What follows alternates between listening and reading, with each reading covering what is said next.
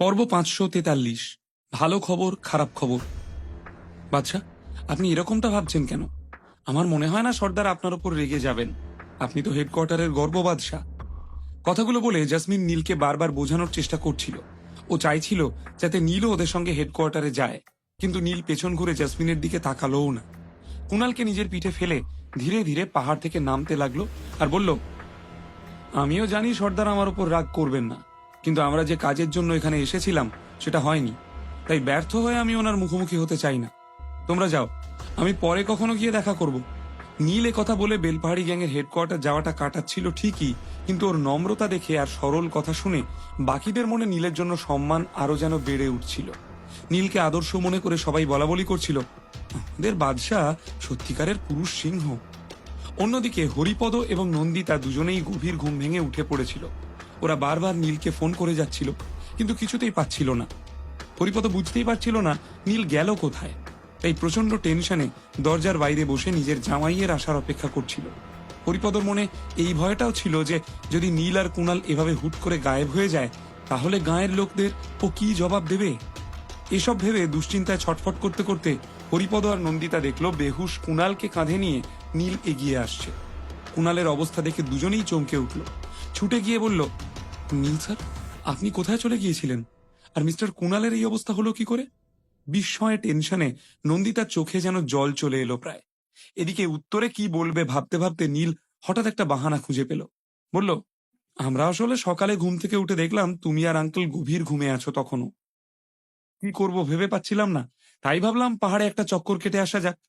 বুঝতেই পারিনি এই করতে গিয়ে আমরা হারিয়ে যাব। যাওয়ার সময় একেবারেই সময় লাগেনি, কিন্তু ফিরতে একেবারে যেন শয়ে শয়ে বছর লাগছিল। খুব বাজে ফেঁসে গিয়েছিলাম। আর তখনই পাহাড় থেকে নামতে গিয়ে এক জায়গায় কুণালের পা পিছলে গেল, আর ও একটা পাথরের সঙ্গে ঠক্কর খেলো।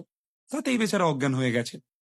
নন্দিতা শুনে স্বস্তির নিঃশ্বাস ফেলে বলল, যাক, আপনারা ফিরতে পেরেছেন অন্তত।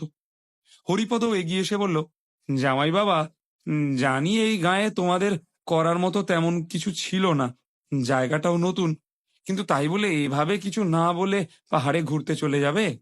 তুমি জানো ওই পাহাড় কত বিপজ্জনক। সাধারণ মানুষের ওখানে যাওয়ার অনুমতি নেই। খেয়াল রেখো ওখানে কথাটা বলতে বলতে হরিপদ থমকে গেল। এতক্ষণ দরজার কাছে বসে ও একটা বিড়ি ফুঁকছিল।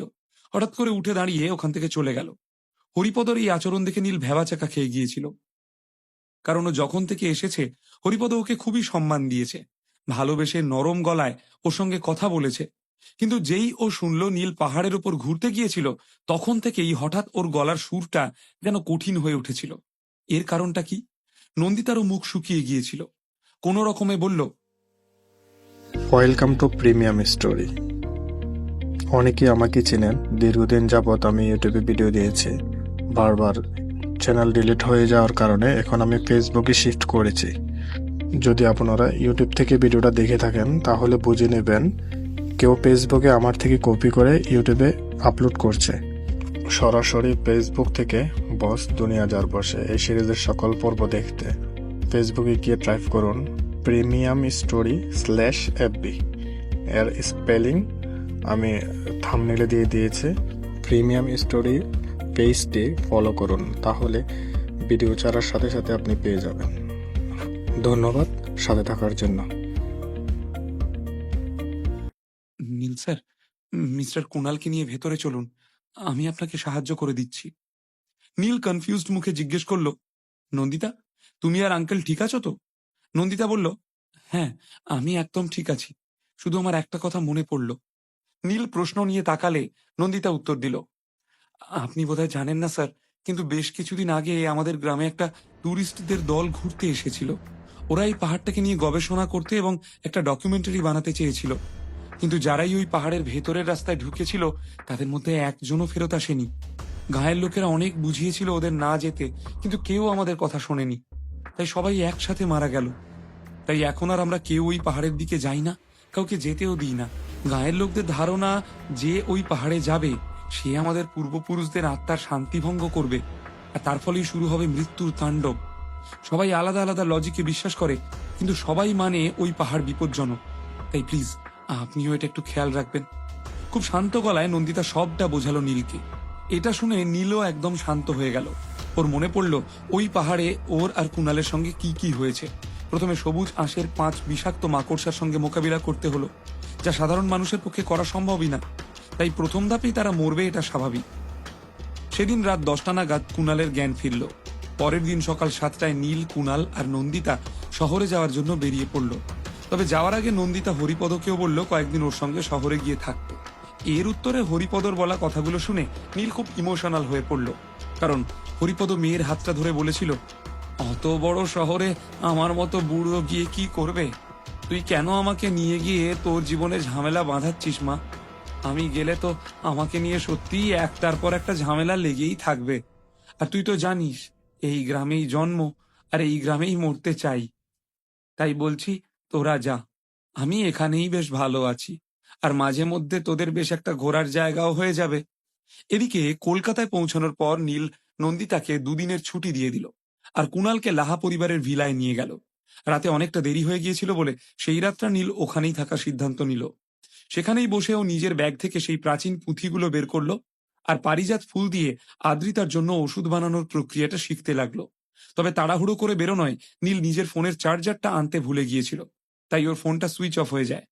এখানে এসে যেই ও ফোনে চার্জ দিয়ে ফোনটা অন করলো, সাথে সাথে সব মিসড কল অ্যালার্ট একের পর এক ঢুকতে লাগলো। সেগুলো দেখে অবাক মুখে বলল, কি ব্যাপার, কুশল এতবার কল করেছে কেন? সাথে সাথে নীল ওর নাম্বার ডায়াল করলো। ফোনটা ধরে কুশল খুব টেন্সড গলায় বলল, নীল, আমার কাছে তোকে দেওয়ার মতো একটা ভালো আর একটা খারাপ খবর আছে। বল আগে কোনটা শুনবি? নীল খানিক থমকে বলল, অফকোর্স আগে ভালোটাই শুনবো। ব্যাপারটা ওর ঠিক সুবিধের মনে হচ্ছিল না। কুশল একটা বড় করে শ্বাস নিয়ে বলল, অর্জুনের জ্ঞান ফিরেছে। এখনো শরীরে কিছু ক্ষত আছে, কিন্তু ডক্টররা বলেছেন he is out of danger. Neel সাথে সাথে জিজ্ঞেস করলো, আর খারাপ খবরটা কি? কুশল এবার ফ্যাকাশে মুখে কাঁপা গলায় বলল, আই এম সরি নীল, আসলে আদ্রিতা আর চিত্রা আন্টিকে কয়েকজন হসপিটাল থেকে তুলে নিয়ে গেছে। নীল শুনে চমকে উঠল, এসব কি বলছিস কুশল? এটা কি করে সম্ভব? এই কথার কোনো উত্তর দিতে পারল না কুশল। যা দুর্ঘটনা ঘটার অলরেডি ঘটে গিয়েছিল। এখন নীলকে কোনো জবাবদিহি করার মানে হলো অজুহাত দেওয়া। খবরটা শুনে দ্রুত ফোনটা কাটলো নীল। ওর মাথা ঘুরতে লাগলো, হাত পা কাঁপতে শুরু করলো। এই সময় কুণাল হাতে 2টো ওয়াইনের বোতল নিয়ে এসে নীলের অবস্থা দেখে চমকে জিজ্ঞেস করলো, তোর কি হয়েছে নীল? বহুদিন কুণাল নীলের সঙ্গে বসে একটু মদ খায়নি। আজ হাতে সময় ছিল, করার মতো আর কিছু ছিল না, তাই ভেবেছিল 2 ভাই মিলে একসাথে বসে মদ খেতে খেতে আড্ডা দেবে। কিন্তু নীলের অবস্থা দেখে ও হকচকিয়ে গিয়েছিল। নীল এদিকে কাঁপা গলায় ওকে বলল, কুণাল, হাসপাতাল থেকে আদ্রিতা কিডন্যাপড হয়ে গেছে। বলেই ও দ্রুত কারোর যেন নাম্বার ডায়াল করতে লাগলো। আসলে ও অশোক সম্রাট এম্পায়ারের এক এক্সপার্টকে ফোন করছিল, যাকে নীল আদ্রিতাকে দেখে রাখার দায়িত্ব দিয়েছিল। কিন্তু বহুবার কল করার পরেও সে ফোনটা তুলল না। নীল বুঝলো তার মানে সে আর ফোন ধরার মতো অবস্থায় নেই। সঙ্গে সঙ্গে নীল আরো অস্থির হয়ে উঠল, কারণ ও জানতো যে এক্সপার্টকে ও এই দায়িত্ব দিয়েছিল সে মোটেই দুর্বল নয়। তার মানে আদ্রিতা এই মুহূর্তে খুবই বিপদের মধ্যে আছে। অস্থির মুখে ও কুণালকে বলল, কুণাল, আমার সঙ্গে চল, চ্যাটার্জিদের সঙ্গে দেখা করতে যেতে হবে। আদ্রিতাকে খুঁজতে আমি গোটা কলকাতা তোলপাড় করে দেব। শুনে কুণাল মাথা নেড়ে ওয়াইনের বোতল একপাশে রেখে নীলের সঙ্গে বেরিয়ে পড়ল। এই কলকাতা শহরে খুব বেশি এমন লোক ছিল না যারা নীলের সঙ্গে পাঙ্গা নেবে। যেই কাজটা করে থাকুক তাকে শিক্ষা দেওয়াটা নীলের পক্ষে খুব একটা কঠিন কিছু ছিল না। এর আগে চ্যাটার্জিরা 2বার নীলের সঙ্গে বিবাদে জড়িয়েছে, আর গতবার যা কিছু হলো তাতে ওদের শক্তি পুরোপুরিভাবে শেষ হয়ে গিয়েছিল। তাই মরিয়া হয়ে ওরা এই কাজটা করতেই পারে। তাই সবার আগে নীলের সন্দেহ কল্লোল চ্যাটার্জির ওপরেই গিয়ে পড়ল। অন্যদিকে চ্যাটার্জি পরিবারের ভিলায় কল্লোল চ্যাটার্জি আরাম করে সোফায় শুয়েছিল। মনোজ সিংহ রায়ের সঙ্গে দেখা হওয়ার পর কল্লোল ঠিক করেছিল যে সিংহরায় পরিবারের সঙ্গে হাত মেলাবে, আর মনে নীলের প্রতি যা রাগ আছে সব মুছে ফেলবে। মনোজও ওর সিদ্ধান্তকে সমর্থন জানিয়ে কথা দিয়েছিল যে কয়েকদিনে চ্যাটার্জি পরিবারের আর্থিক অবস্থাটাও শুধরে দেবে। মনোজ সত্যিই নিজের কথা রেখে চ্যাটার্জি পরিবারকে যা যা দেওয়ার প্রতিশ্রুতি দিয়েছিল সেই সবের ব্যবস্থা শুরু করে দিয়েছে সে। শুধু তাই নয়, কল্লোল চ্যাটার্জির শক্তি বাড়াতে সিংহরায় পরিবার কিছু ওষুধও তৈরি করিয়ে দিয়েছিল। সেরকমই একটা ওষুধ খেয়ে এই মুহূর্তে কল্লোল সোফায় শুয়ে আরাম করছিল। ওষুধ খেয়ে খুব বেশিক্ষণ না হলেও ধীরে ধীরে ওর শরীরে শক্তি বাড়তে শুরু করেছিল। কল্লোল শুয়ে শুয়ে ভাবছিল এই শক্তিটাকে সে কিভাবে কাজে লাগাবে। ঠিক তখনই দুম করে একটা জোর আওয়াজ হলো। গোটা বাড়িটা যেন নড়ে গেল সেই আওয়াজে। কল্লোলও আওয়াজের ধাক্কায় চমকে হুড়মুড়িয়ে সোফা থেকে পড়ে গিয়েছিল। কি হলোটা কি? কোনো রকমে উঠতে উঠতে কঠিন গলায় জিজ্ঞেস করলো কল্লোল। দরজার বাইরে থেকে কেউ একটা চেঁচিয়ে বলে উঠল, বস, কুণাল আর নীল আবার চলে এসেছে। নীল? কথাটা শুনে কল্লোল বেশ অবাকই হলো। বাইরে বাগানের কাছে চ্যাটার্জি পরিবারের মুস্কো সব বডিগার্ড টাইপের লোকেরা দাঁড়িয়েছিল। সবার হাতে ছিল অস্ত্র। কঠিন চোখে সবাই নীল আর কুণালকে দেখছিল। নীল কঠিন মুখে ওদের আদেশ করে বলল, যাও, কল্লোল চ্যাটার্জিকে গিয়ে বলো এক্ষুনি যেন বাইরে আসে। আজ তো গোটা চ্যাটার্জি পরিবারকে ধ্বংস করে দেব আমি। এটা বলেই নিজের শক্তির পরিচয় দিয়ে এক ঝটকায় নীল চ্যাটার্জি পরিবারের দরজাটা উপড়ে ফেলল। নীলকে সামনে দেখে কল্লোলের চোখে মুখে একটা ভয় ফুটে উঠলেও ও শান্ত কড়া গলায় জিজ্ঞেস করল, কি ব্যাপার নীল, এখানে কেন এসেছো? আমি তো এর মধ্যে তোমাকে উস্কে দিতে ভুলভাল কাজ কিছু করিনি।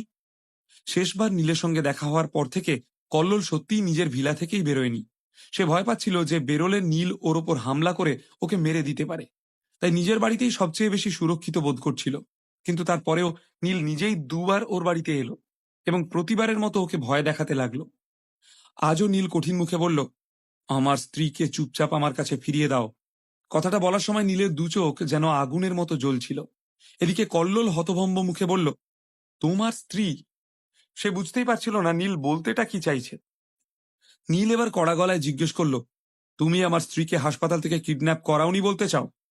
কুণাল এতক্ষণ মুখ দিয়ে একটা টু শব্দ না করলেও ওর হাতে অস্ত্র ধরা ছিল। কল্লোলকেও বুঝিয়ে দিচ্ছিল সোজা কথায় কাজ না হলে ওদের কাছে অন্য রাস্তা আছে। শুধু নীলের মুখ থেকে হামলা শব্দটা শোনার অপেক্ষায় ছিল ও। এদিকে কল্লোল হতবাক মুখে বলল, তুমি কি বলছো আমি সত্যি জানি না। আর বলতে বলতেই হঠাৎ ওর সারা শরীরে যেন হাজার হাজার সূচ ফোটার মতো যন্ত্রণা হতে শুরু করলো। নীল সেটা দেখে আরো রাগ নিয়ে কঠিন মুখে জিজ্ঞেস করলো, অভিনয় করার কোনো প্রয়োজন নেই। আমি জানি তুমি ছাড়া এই কলকাতা শহরে এমন কেউ নেই যে আমার পরিবারের ওপর হামলা করার সাহস রাখে। তাই শেষবার বলছি, আমার স্ত্রীকে আমার হাতে তুলে দাও।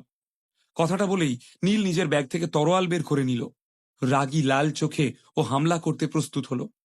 আদ্রিতাকে কি সত্যিই কল্লোল চ্যাটার্জি কিডন্যাপ করেছে, নাকি শুধুমাত্র সন্দেহের বশে নীল চ্যাটার্জি পরিবারকে শেষ করে দেবে? নীল কি আসল কিডন্যাপারকে খুঁজে বের করতে পারবে? আদ্রিতাকে খুঁজে পাবে?